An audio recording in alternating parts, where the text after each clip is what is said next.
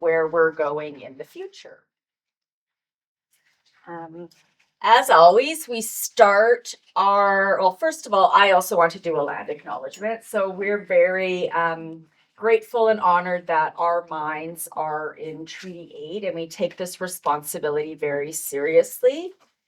And the relationships that we have with McLeod Lake Indian Band, Halfway River First Nation, Sotos First Nation, West Moberly First Nation certainly has contributed to our success and where we're at today, as well as the support of the communities that we work with. So Chetwynd, of course, in the district of Tumbler Ridge, and Mackenzie. We start our safety shares, our meetings with a safety share. So today we're focusing on being prepared for driving. If you're driving in Northeast BC or along any Rocky Mountain route, you will find that you can encounter snow and at any time of the year, really. So it's always important to plan. So understand the road conditions and what the weather conditions may be.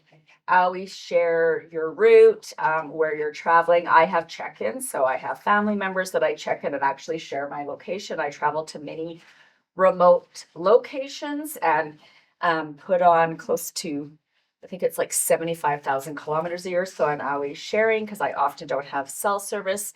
And then, of course, you need to be fit for duty. And most recently on my way home, I was tired and was complacent and probably had one of the closest incidents to an accident that I've had in my entire life. And it really just came down to being tired and complacent. And certainly I probably needed to evaluate if I was fit for duty and ready to make that 6-hour drive. I think, Lisa, following with that, we have our brew mine now is now closed down in care and maintenance.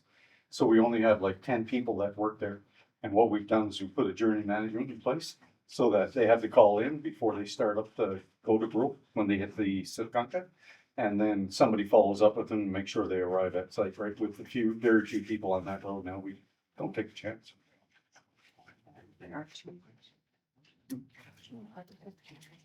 So Conuma is Canada's second largest steelmaking coal producer. Of course, Elk Valley Resources, or EVR, is Canada's largest steelmaking coal producer, but we are Canada's second. We have 2 active surface mines, so the Quintet and the Willow Creek mine. Our annual capacity is 5 million tons. It is steelmaking coal. We mine steelmaking coal, so not thermal coal. That's a question that's probably most asked. So we do mine coal that is required to make steel. We provide 1,000 direct jobs, with the majority of those jobs in Northeast BC and almost all either in Alberta and BC. And then in terms of indirect jobs, so jobs that are created with the businesses that we support, our suppliers, CN as an example, there's another 3,000 indirect jobs created through our mines. Brian, do you want to go through this? Sure. So, if you look at our mines and where we operate, I'll just move over here. So I think maybe most people in this room are familiar with it, but we have our Willow Creek mine, which is closest to Chetwynd. And then our Brule mine is about, 20 kilometers down the road towards Tumbler Ridge. And then another 35 kilometers on a dirt road to get up there on this country. Wolverine is very close to Tumbler Ridge, and Wolverine's probably about a 10-minute drive right to get to Wolverine. Quintet is the newest mine that we've got, and then Tren Roman, which is the old PRC mine, which we will be starting up at a point in the future. I think, Lisa, you're going to talk to that when we get into that, right? Yeah. So, our Tren Roman mine, we're probably looking at Q3, of 2026 for a restart. We've got a lot of permitting to do and everything else. And, I think we learned from Quintet that it takes a while to get a permit in place to restart a mine. That's even if it's still, it still was an operating mine at some point. So that's where our mines are located. Wolverine is now in care and maintenance. Brule is in care and maintenance. And, Trend is in care and maintenance right now. The Brule mine still has coal on the mountain. And at some point in the future, we think it'll reopen again, but it won't be until we get all the permitting in place. Yeah, we're at a really exciting spot in our company when we acquired Quintet. So we acquired Quintet from Tech in the winter in February of 2023. And the Quintet mine has a proven life mine of 15 years. So it provides a lot of certainty for our employees and the communities and the nations that we work with. With Trent acquiring Trent Roman, the Trent Roman mine has about a 17-year life of mine. So again, a lot of runway in terms of our life of mine and the opportunities that it presents for our employees, the nations that we work with, and the communities that we work with, and where many of our employees live. The Willow Creek mine, we've started to do work on the next stage of that mine. So directly south of the Willow Creek mine, we've started to do environmental baseline collection that will allow us to move mining operations from Willow Creek just south when we have finished mining at Willow Creek. And that's anticipated to happen in around 2029. But we're very much focused on the future and really excited about what the future is bringing. And as Brian said, we did acquire Trent Roman from Anglo American this February, and our target is to start that mine and those operations at the second half of next year.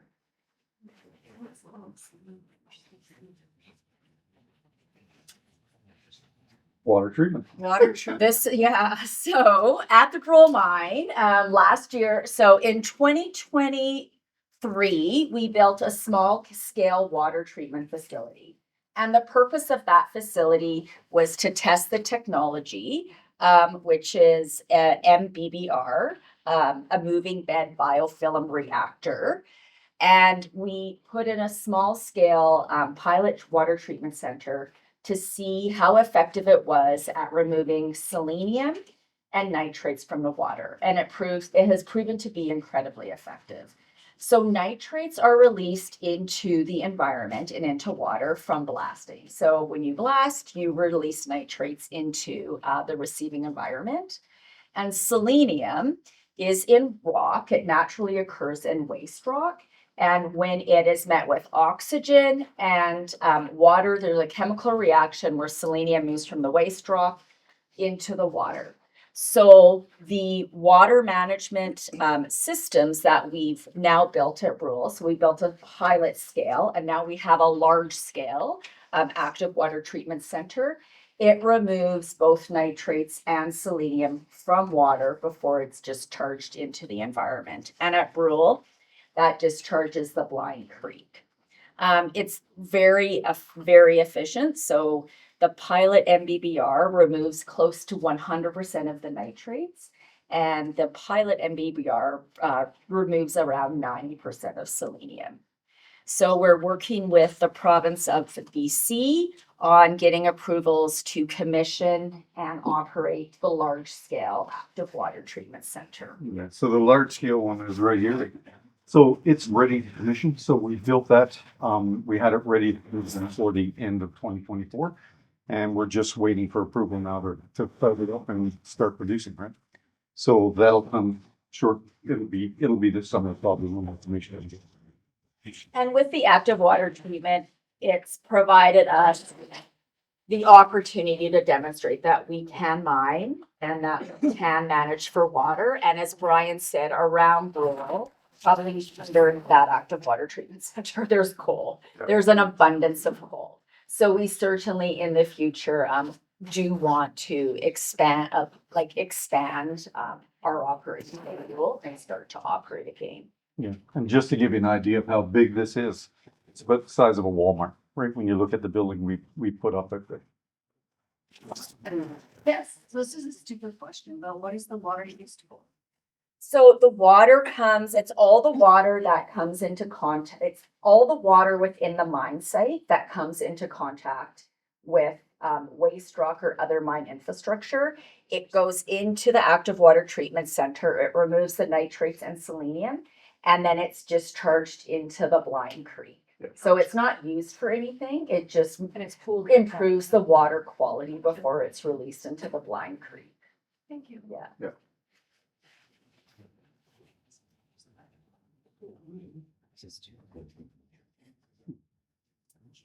Yeah, so it was in February of 2025, we acquired Peace River Coal from Anglo American. So it was we'd been working for about 2 years before the acquisition was complete.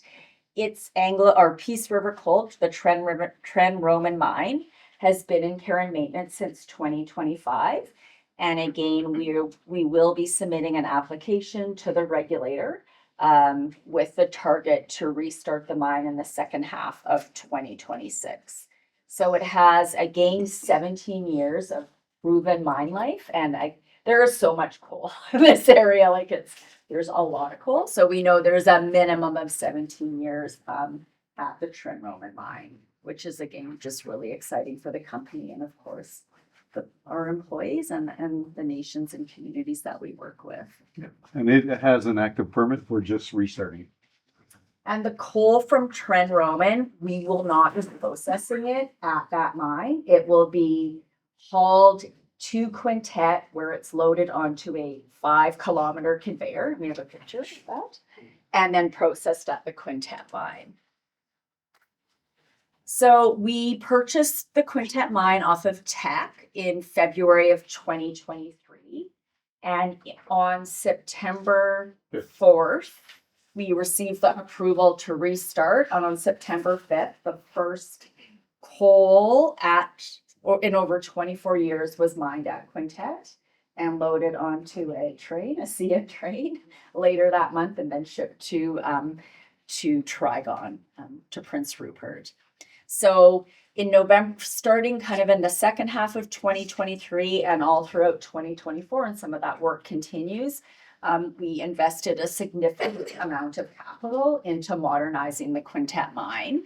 So as an example, we've modernized 2 of the modules in the plant. So we have 2 modules operating. There's a third scheduled, and that will support and allow us to process coal from Tren Roman. And we also built an over 5-kilometer conveyor system. So my coal from the mine, it's a very short haul to the conveyor system, and then it goes onto the conveyor system and it's processed at the plant, which is from an environmental and safety perspective, there's a lot of benefit. So you're reducing the need to have haul trucks running continuously, and the greenhouse gases, of course, that's associated with that. And then also from a safety perspective, you're just minimizing the number of hours that your operators are driving trucks and all the opportunities associated to with hit things with that. So yeah, which it's much safer. And when a mining company makes an investment in a conveyor system, it is an investment, and they're making a long-term investment into their business and where they're operating. When companies just use haul trucks, that's a signal that May not be. they're not making the same level of an investment commitment. Any questions on any of that? If I could just understand a little bit better. So at Quintet, you built the conveyor, and that's to bring in the coal from the new mountain that you're mining at. That's right. Yep. Now, but did you also say that the Peace River coal mine, you're gonna truck the coal to the intake right. on that conveyor there? Correct. Yes. So that wouldn't be highway No. coal trucks? No. That'll be, mine equipment. So that'll be large haul trucks. So how many kilometers is it roughly? 6 something. No, it's not that far. About 6 kilometers, not much longer than that conveyor belt. The PRC, and we don't have a map of that. It's directly south of Mount. So we're mining on Mount Babcock, and it's south of Mount Babcock. So we'll haul along the existing haul road, and then we need to extend that north. But it's not. It's an area that doesn't have a road. Yeah. So we'll extend it north, and then it hooks into the Quintet PMA, and then into the conveyor system. Yeah. So sorry, I just wanted to follow up on your, the human resource factor here. Are you looking to attract more people to work in the area, or are you using your existing resources? Yeah, we are. So if you look at Brule, we planned Brule shut down well over a year ago. And what we did so that we wouldn't have to do a bunch of layoffs was as people quit or we moved them over to Quintet, we replaced them with contractors. Once the project came to an end, really we had a small handful of people that we had to ship around. When you're looking at the Trend Roman mine, that'll be new people coming on board. So the Quintet Mines it sustained employment and our production. Yeah. So those that were working at Wolverine and Brule, were they're now working at Quintet or else at the Willow Creek mine. But to Brian's point, with restarting Trend Roman, we will need to recruit and hire more people. I mean, you look at it right now, we currently have about 48 vacancies at Quintet that we're hiring for. So that'll be haul truck drivers, laborers, mechanics, you name it, right? So there's a mixture. So what is your strategy for the recruiting then? So we have our own recruiting, and we're actually hiring right now. Like I go down every Tuesday and I talk to our new hires, and we have about 15 coming on now right now per week. So we won't be long getting that in place, right? But if you log on to our website, you can see all the open jobs, and that's where people apply on there. And are the majority of the people that are working for you from the region? They are. Good.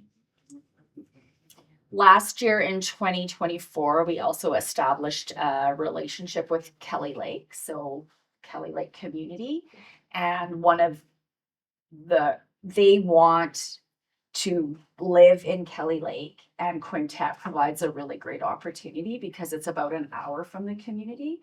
So in 2024, we actively worked with the community and recruited many members from Kelly Lake. So I bet you there's 12 I people. think there's more than that. Yeah, working at who are now working at Kelly Lake, and it's a very interesting story. We did a tour, a site visit with elders and members from Kelly Lake, and the one elder, she's in her 90s, and she had a picture of when she was 4 years old, standing outside of the cabin at her dad's trap line, and where we were standing, we were like looking directly over the valley at where the trap line was. So.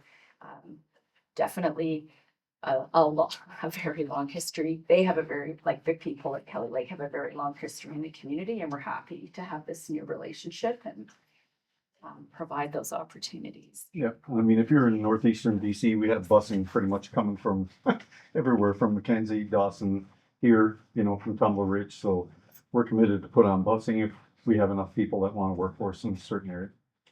I'll just note with the conveyor system, when Tech was going to build a conveyor system when they were planning to restart the Quintet mine, and part of the design is to have wildlife crossings. So we've constructed 2 wildlife crossings, and we're monitoring them to see if wildlife are using them. And there's another 3 crossings that are scheduled to be built this year.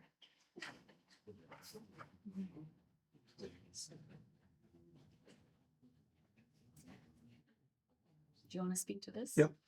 So Willow Creek, we brought it back online in 2020, which is when I got hired on with Conuma. My first job was to restart Willow Creek. And I think the first meeting I had a bunch of people in the audience, and one of them looked at me and said, "You're only starting it up to shut it down again." And I said, "No, we're not." Right. And we came up with a new mine plan for Willow Creek, shortened up our hauls, stuff like that. Willow Creek used to be our highest cost per ton, and is now our cheapest cost per ton. Right, so we've increased the amount of equipment at Willow Creek, we've increased production at Willow Creek, put a lot of time into planning, and it's now a success story for us, right? Willow Creek, the current mine life, Lisa mentioned it was 2029. We actually just redid it again, and it comes out to about 2032. So, we're always looking on what we can do, and we would rather, expand our brownfields, which are areas that we currently mine, than get into, green timber and stuff like that, right? So if you look at what we're doing, even the extension of Willow Creek South is right next to it. So it's not like we're going into a different area or anything else. It's just south of it. So Yeah. That's part of our long-term development strategy, is to go and to mine areas where there's brownfields. So that's why acquiring Quintet was so favorable, because you're going into mine an area that has previously been mined. Same with Trend Roman PRC. And also it's to optimize the reserve so that you are being most efficient and mining the coal in the areas that you are versus expanding into greenfields. Our first plan was for when Wolverine was going to shut down, it was to mine the Herman area. So Herman is between Quintet and the Wolverine mine, and that's a greenfield. So we switched our focus from that to restart the Quintet mine.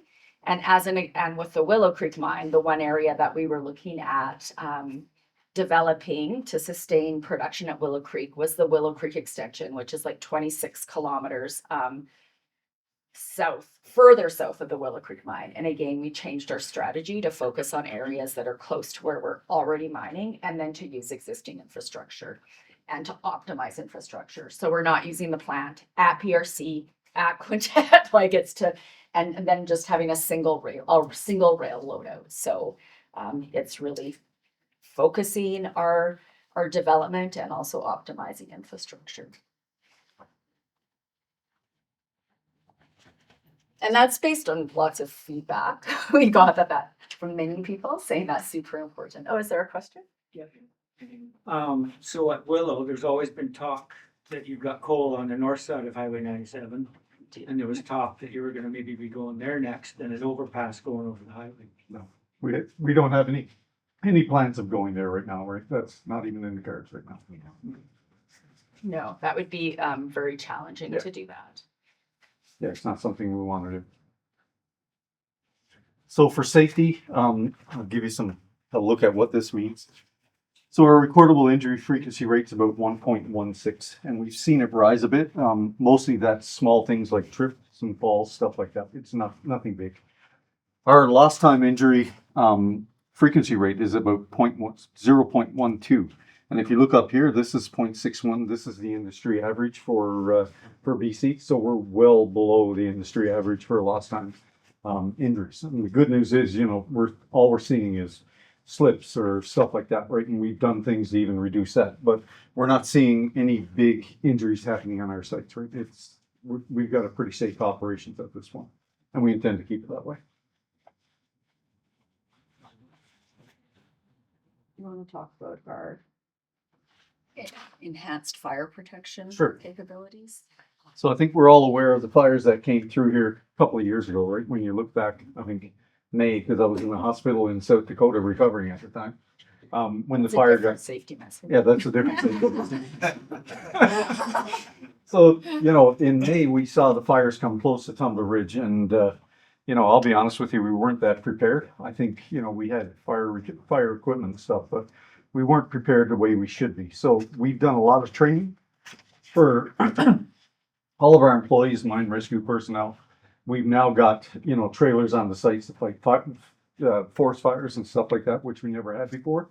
We brought in people to do training with our senior staff on firefighting and how to set up incident command and everything else. So we set it up according to the same way that your fire department would have it set up, right? So the way we do it now is if something like this occurs, the site that it happens, they get their emergency response team dealing with the issue. Then the site management team gets in a room by themselves, and then they deal with it coming from there, right? And then they contact us, and we talk to it in Tumbler Ridge and let people know what's going on. We're in the process of getting agreements in place to help support the communities too, because we purchased new fire trucks. We've done a whole whack of stuff. So we actually have the ability, we probably have different ability than your firefighting crew here in Chetwynd, because we can do a high angle response down mountains and stuff like that, right? So we've done a lot of training. We used to have about 120 people trained in emergency response. Where we're currently sitting is we have over 250 now trained in emergency response. So we've come a long ways in the last couple of years. Here's your one. Thank you. I'll take over from here, Brian. No. The reason I say that is my role is to work with Indigenous nations and local communities, and our commitment is to one, understand the impacts that we do have, but also looking for opportunities to maximize the benefits that the benefits of mining to Indigenous nations and also to local communities. So we do have a very strong focus and emphasis on hiring locally. In Chetwynd, we have about 200 employees, in Tumbler Ridge around 400, and in Mackenzie about 50. Mackenzie's a really unique and nice story. So when the forest industry has moved out, when those opportunities have declined in Mackenzie. Many people that were working in the forest industry are now working at the Willow Creek mine. And they take the bus over the bypass every shift. So they work a 7 and 7, which is super impressive and shows their level of commitment. But the Willow Creek mine in particular has provided an opportunity for many individuals who are working in the forest industry to remain in Mackenzie, to remain in their homes, because we know housing is often a challenge in many communities right now, and to continue to work and support their families. We also have a really strong focus, and it is a priority to work with Indigenous Nations businesses as well as vendors and businesses from Chetwynd, from Tumbler Ridge, from Dawson Creek, from Mackenzie, from Fort St. John, from Prince George. So we work with over 20 different businesses that are owned by Indigenous Nations or affiliated, and over 150 local vendors. In 2024, our regional spend, so the dollars spent within the region, was about $237 million. And since we started operating in 2016, we generated approximately $7 billion in foreign currency generated in the province of BC. And finally, since we started operating in 2016, we've exported about 30 million tons of coal.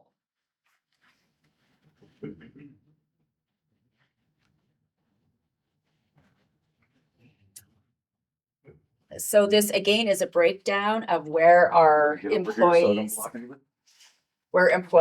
come from. So I spoke to that, and over 98% of our employees live in BC and Alberta. So Alberta includes like Beaver Lodge,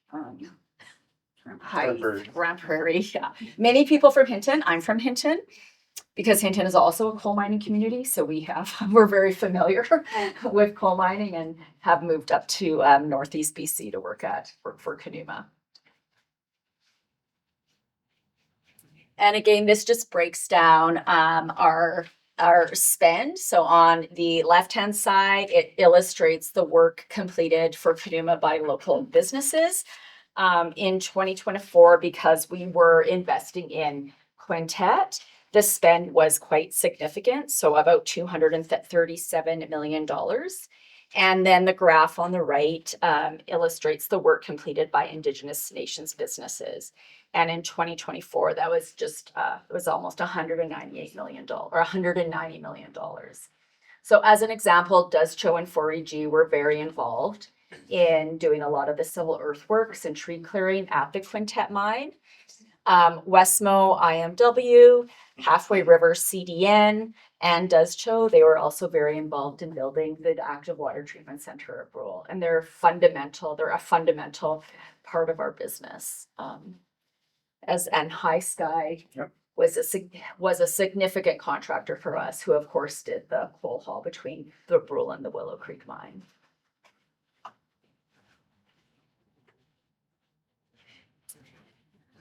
We are very committed to working with communities and supporting local not-for-profit organizations and youth. I've worked in mining for close to 20 years and worked for a few different companies, and I can say Conuma and our executive leadership are by far the most committed to working with local communities and supporting not-for-profits. So we love being in the community. We love connecting and meeting and enjoying learning more about the community. And like the Chamber of Commerce Harvest Fest as an example, or the chainsaw carving competition. We are very proud of our community partnerships. So for example, Tumbler Ridge, if you want to go to like the Christmas or holiday capital of Canada, go to Tumbler Ridge. They celebrate Christmas really well, and it all ends with sledding with Santa. So actually a Conuma employee, he is Santa. He gets on his sled and delivers really nice gifts to every child in Tumbler Ridge, and the community gathers on the street. It's actually very magical. So that's a partnership that we have with the Geopark. We do provide scholarships to students in Mackenzie, Chetwynd, and Tumbler Ridge. We focus on areas that are that we need for our business. So engineering, environmental studies, and then of course the trades. And we also provide scholarships for health services, education, and social services because we know that those skills are so important for the well-being and the quality of life in communities. So last year, I think we gave about 15 scholarships, and they range from $1,500 to $2,500 per student. And it's a very, there is no application process. Like we work with the schools to understand what the graduates are taking, and and then we award them, and it's something we're really proud to be involved in. Last year, we partnered with the Tumbler Ridge Secondary School on the go-kart project. So Conuma are heavy duty mechanics, and then heavy duty mechanics from the companies that we work with, as well as welders. They worked with high school students and they built go-karts. So they started building their go-karts from January until June, and then race them at the end of the year. And each of the go-kart teams, they had to fundraise, they had logos, and it was just, again, a really special experience. There was lots of heartwarming stories. So one graduate noted that he didn't really get an opportunity to spend a lot of time with his grandpa, and his grandpa volunteered. And so they spent like days together building the go-kart and built the relationship, and the whole family came out to cheer the team on, of course, with placards because you have to cheer. Conuma, we supported the all-girls team, and that was really special for us. And then just little skills or life skills that are so important. So another youth shared that because of the go-kart project, he learned how to use Outlook and manage his time, which if you manage, that's so important, right? If you're going to be effective. So, and then finally, we also have the Conuma Cup. So that's where each of the mine sites compete against each other in hockey. So this is the Brule and Willow Creek mine. The employees design their own jerseys, and of course, we make sure they have them. And each mine plays against one another, and the winner wins the Conuma Cup. As part of that, we do ask that people bring donations to the food bank, and then of course that's shared with the local food banks. Question. Yes. So, for example, the province of BC just announced a program to help upskill existing employees. I think it's $10,000 an employee or something like that, right, Russ? Is that stuff that you participate in? Do you offer those kind of upskill opportunities for your existing employees to grow out their skill base? I would say we haven't taken advantage of that one, but we do have a trades apprenticeship program, which we just finished taking in 16 employees into the apprenticeship program. And the difference between what we do and a normal apprenticeship program, typically if you're working at a mine site and you apply an apprenticeship program, your wages go back to an apprenticeship rate and everything else, and that deters people from doing it, right? What we do is whatever job you were working at when you got put into the apprenticeship program, you hold that wage until the apprenticeship wage gets up to that wage. When they go to school, we pay them just like they did when they were working. And we also support them for travel and housing and food and everything else while they're in there. So that's one of the big ones that we do. The other one is if you come on board and you're, say, a haul truck driver, the first question second day, one of the first questions you're going to get is, what would you like to be trained on next? And then we actually take those people and over the year, we make sure they're trained, and we hit about 78%, I think, on that, right? Of people getting the training they want. So we do a lot on training. We haven't taken advantage of what you're talking That about. could even be for like your HR people, your that other Yep. tool that you have, sort of. Yeah, we'll have a look at Love to that. get information about that. Yeah. I'm sure somebody here has it. Naomi probably has it. I probably have it. Yeah, probably on email. I don't rest have it. And of course, we're very honored to work with Westmo, Soto, McLeod Lake, and Halfway River First Nations. Last year, we were very privileged that as part of the Land Guardians project, they are working with Conuma, and the focus was on the remote camera wildlife monitoring program at Quintet. So when we were about to restart Quintet, we executed a very large scale remote camera program, and we worked with the land guardians who would go and share with us where remote cameras should be. They're with us every quarter, upload the data from the remote cameras, look at them, understand what's causing changes, if any, and how wildlife is using the landscape. And that program is now extended to the Brule mine and will be going extended to the Wolverine mine. And last month or this month, earlier in March, the land guardians went out with our fish biologists for the Willow South project. So they were doing overwintering studies. So they went out with Ryan Lamming, who's also Santa, who sledding with Santa. So he also, yeah, he works with, yeah, there are little kids in here. Yeah. Yeah, sorry, if you still believe in Santa, I'm sorry. I ruined it for you. But they went out and they did overwintering surveys. And it was land guardians from Westmo, Soto, and McLeod Lake Indian Band. So we spend every quarter, we work with them, and of course work with the lands departments on a regular basis, chief and council and the economic development groups. That is what we wanted to share today. Happy to answer any more questions, take any feedback, and of course, feel free to reach out at any time. And thank you for inviting us, Naomi. Oh, Yep. it's so funny. And 9 years ago, you guys were my very first luncheon.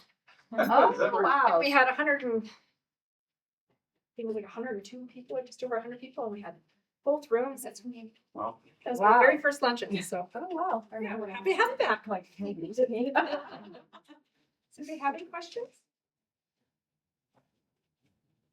Yes.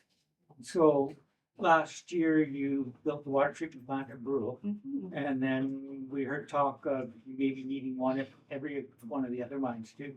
Can you elaborate on them? The other mine that we may need it is PRC, so it's not Quintet, right? PRC already has a water treatment plant, but we're looking at what we need to do to treat the water for the rest of the mine. So we haven't established that yet. We're just looking at this one. Do you see Willow needing one? No, not at Will. That issue's not at Will. And so for water monitoring, as an example, at Quintet, we either do weekly or during the wet season, we do daily or weekly sampling. And then in the winter, it's either weekly or monthly sampling. So we do significant and extensive water sampling, and we look at the results. And if you're seeing an upward trend, then we say, okay, why is that happening? And what do we have to do within the mine site to reverse that trend? And if it continues to increase upwards, that's when we look at an active water treatment facility as a solution or a mitigation. But our goal is to not get there. It's to manage our activities within the mine site so that the water quality that we are that's being released into the environment is safe. Safe for aquatic life and safe for people to drink. Yep. Although you wouldn't, I'm not saying go drink water.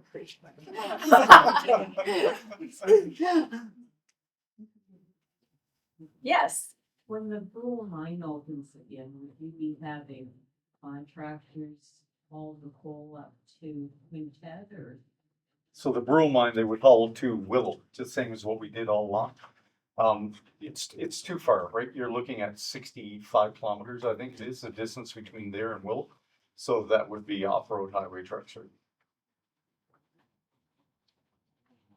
Your firefighters, are they full-time firefighters or they just training or? No, they're all volunteers. So, yeah, but we make sure, like, according to the Mines Act, you have to have 2 teams on site at all given times.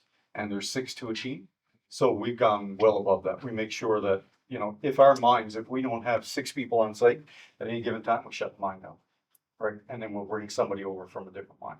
That's how we take it. Yes. Geopolitical concerns. Does any of your product go to the States or are you mostly overseas? It's all overseas. Yeah, and so do you, so what do you see the opportunity as going forward? Because now there's so much more attention coming to that sort of other markets. Yeah, I mean, right now, we're not looking at, the markets we're dealing with right now are going to be South Korea, Japan, China, You know what I mean? India, places like that, right, where the demand is still pretty strong. I mean, the price of coal is dropped to about $165 a ton, somewhere around there as of today. You know, we're still making money at that, so we're still in good shape. But, you know, for the future, I think most of what we sell is out of a company called Ion. So they're a worldwide company based in Singapore. So they look for the different markets and they make sure that when we sell our coal, we're getting the best price for it. And, you know, they prioritize it for us, so. And so along with that, Prince Rupert, the port is big enough to, and so that's. Yeah, Prince The Rupert whole has, supply chain has been good for you, like with the rail and. yeah, I mean, our principal owner is also part owner in Prince Rupert Port, so that makes our life a little easier, right? Yeah. And Diana is here with her colleague from Chris. So Diana manages all of our rail and that's more than a full-time job, and it works really well with CN to make sure that the rail is consistent and So good next. great. Well, thank you very much. Thank you so much. We do have some more prizes, but I have some other stuff first. So I do really appreciate Conuma coming out today. Oh, thank you. Conuma Resources, I still call it just Conuma Coal. Conuma Resources has been a huge supporter of the Chamber of Commerce since their inception within our community. They're always had a membership. They've supported us with Harvest Fest, trade show, 24 days of Christmas, everything that we do that their Conuma is somehow involved. So from the Chamber of Commerce and from our businesses, thank you so much for your amazing support.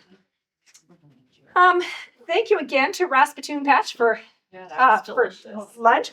If you want to have more, by all means, eat. Take some dessert with you.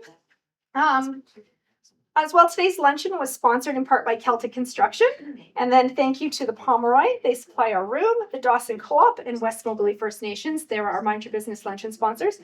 We are looking for our second round of funding for this amazing series. Since we've been able to offer our luncheons for free to our members, as you noticed, our numbers have gone up. It's been absolutely wonderful. So if you're a business and you want to get involved in sponsoring this event, get a hold of me, let me know. The last round of funding has lasted me almost 3 years. So we're just coming up on our second now. So, and we always use local businesses and chamber members for our meals. And as well, thank you to everybody who came from out of town today. We have a couple folks here from NDIT, from Prince George. We have some folks from Dawson Creek, and we have our MLA, Larry Neufeld, who has attended today. Thank you so much. And if you notice at your seats, the brand new business directory is back from the printer. It still has that new ink smell too, so which I love it. So if you want business directories for your business to have at your desk or to hand out, swing by the chamber. Let me know. I can bring you a box. Trade show is coming up April 4th, 5th, and 6th. We have 2 booths left. 2 booths. Somebody here has got to take those last 2 booths. So if you're interested in getting a booth, let me know. And before we do our door prize as well, Peace FM Chat TV had their AGM last night. They are looking for directors. They have 2 positions open on their board. If you'd like to get involved in Chat TV, Peace FM, talk to Ange at the back. It's a relatively easy time commitment. But it's much needed, and Chet TV and Peace FM are one of the few community-owned stations across Canada, and we'd really like to keep that history going. So let's keep our local media support strong. Next month's luncheon is going to be with Vitriol Minerals. They're going to be talking about their upcoming, hopefully mine, out by Bear Lake. They're going to be involved quite a bit in Chetwynd. In May, we're going to be doing artificial intelligence in business. And in June, TechSat out of Dawson Creek is a new member, and they are going to be doing our luncheon on cyber safety in business. Given what's happened, I don't know if everybody heard what happened in Fort St. John. Just something to keep in mind to keep for your business is to just look at your cyber security, safety. Make sure that your systems are secure. So, okay. Whew. All right, now we have door prizes. So you have a little orange ticket. If the number drawn is not yours, but there's an empty seat beside you, you guys can fight for it. I gave my ticket away. The last 3 numbers is 324. We have 2, 3, 2, 4. Ooh, there's 1.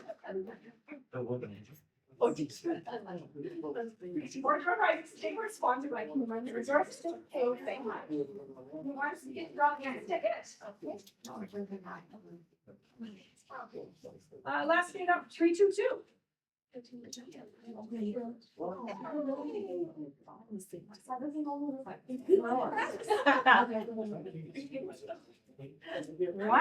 you so much.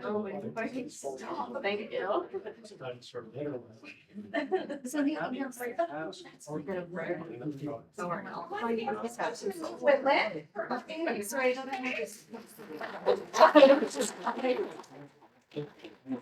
Here, she has an online store where you can order all sorts of deliciousness. And you do deliveries to the library, right? Pickups at the library? Until farmer's market starts, and then it's at the farmer's market all summer. Yes, which starts in May, correct? Yeah, we're having our meeting next month. We have an amazing farmer's market here in town. If you get a chance to whip through on a Friday afternoon, it's incredible. It's absolutely wonderful. So once again, thank you so much to Conuma Pool for coming out. Thank you everybody for attending, and we'll see you next month.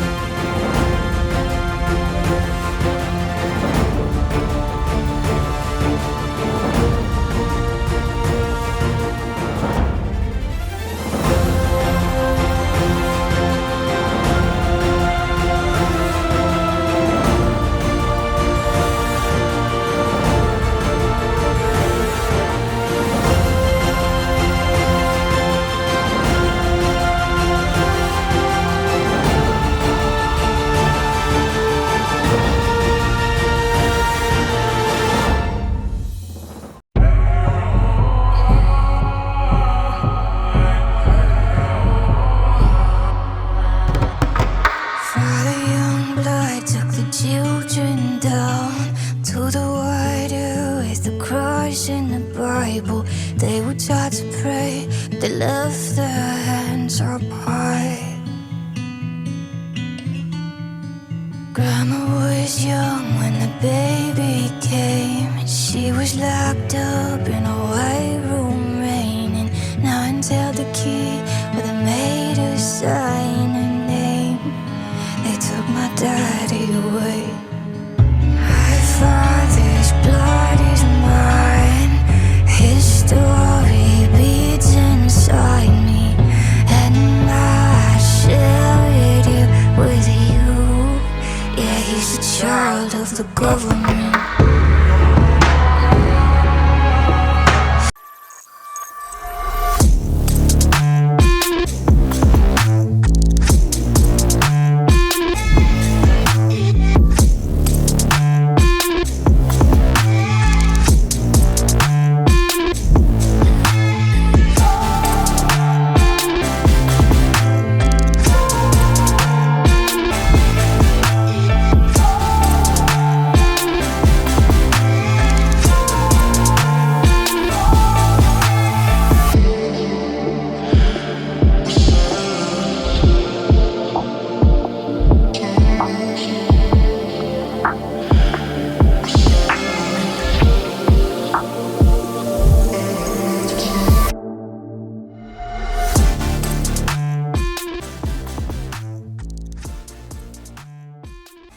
let's start off with, I guess, the vision that you guys saw by the time you were in council 7 years ago with this building. What was the vision of this building back then? So back then, the vision was based on the elders and people in community who fantasized about having a building where we could all gather, a big enough space to accommodate everyone and more people, so that we could house bigger events and bring more people together, because the current gym that we have is too small, and because we're growing in population, we needed to expand. What was it like when you guys decided that, you know, you were going to go ahead and do it? Like, was there excitement? Were people nervous? What was that journey like?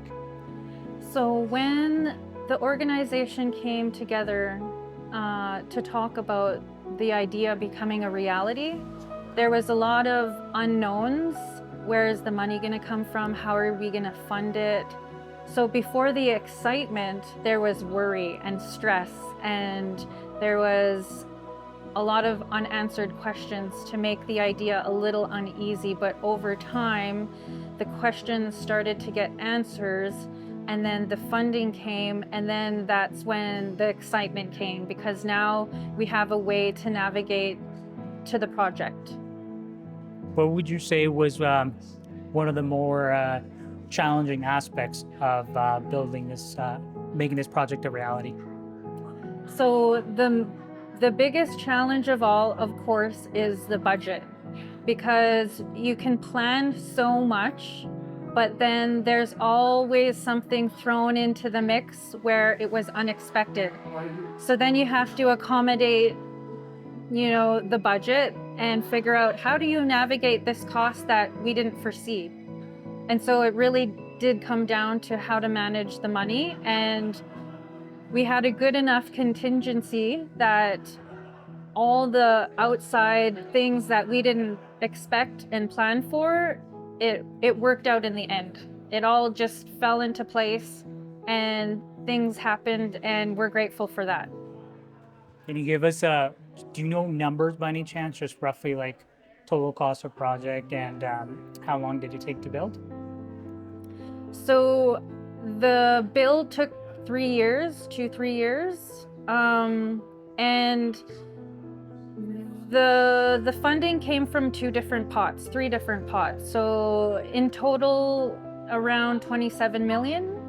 Can't give an exact number right off the top of my head, but we had enormous help from the federal and provincial governments, and then the nation kicked in some of our dollars to make it all work out. And when you look at the building here today, what does the building make you feel when you look at it? Connection. It's all about connection. It makes me feel so happy that we have a place to connect, because that's what this building is all about, is so we can bring people in, we can share, we can eat food together, discuss different things, and connect. You know, same with Pemmican Days, that's a place to share, to eat together, to have fun, but to connect. And I think this space is going to provide that on so many different levels. Do you have any special areas of the building that are maybe in your heart a bit of your favorite, or anything that sticks out to you? I do have a favorite room. It's the music room, because you can make magic in a music room. We have a lot of musicians in community, and I think that's a great space to encourage and develop the talent. And so if people want to record, that's an option. They can do that, because that's what the music room does. And you know, I think that's a wonderful element to have in the building, is to be able to have a music program, teach people how to write a song. We have a stage now where they could perform. Like, I think that kind of entertainment is really uplifting, and that adds a whole element of fun. So I think that's my favorite. And then anything else that you would like to add, or maybe we missed in our conversation? Anything to add? Yeah, anything else you'd like to add? I'm just looking forward to the future, and I'm so excited that all the teams got together to make this happen. And I'm so thrilled, the turnout that we had today. And I'm just really grateful and full of like happy emotions because today is the day that we were waiting for years. Like when the idea came around 7 years ago and started discussing how are we gonna do this, back then it was a dream and now it's reality. So I'm thrilled, it's exciting.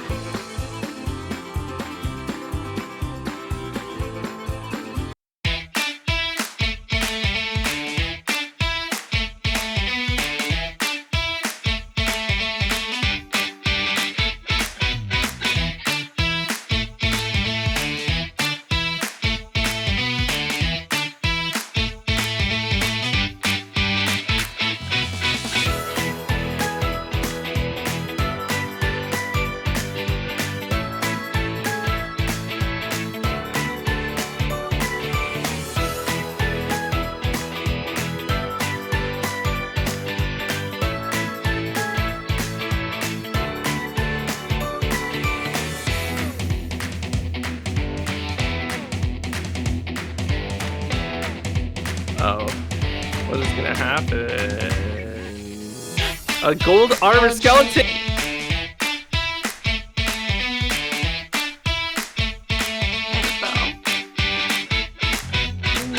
She almost lost her only friend. No.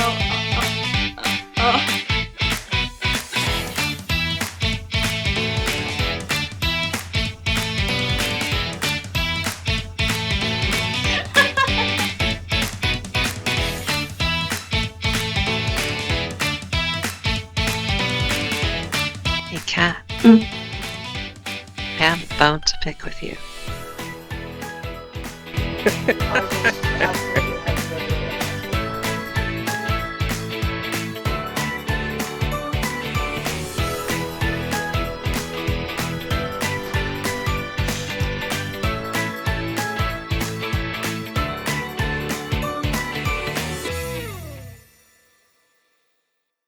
Welcome to Chet TV Gaming.